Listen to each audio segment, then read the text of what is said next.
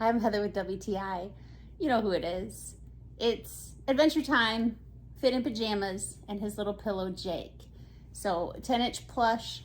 What's the obsession with this? I don't know. I think because kids can watch him on TV and play with him at home, possibly.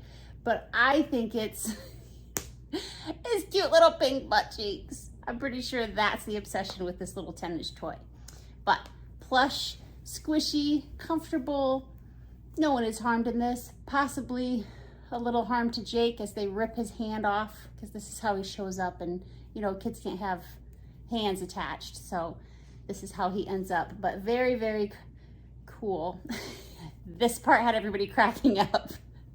If you want your kids to thoroughly enjoy a stuffed animal and fight over it, where you have to get a second one, you might go for this one. But it's an obsession.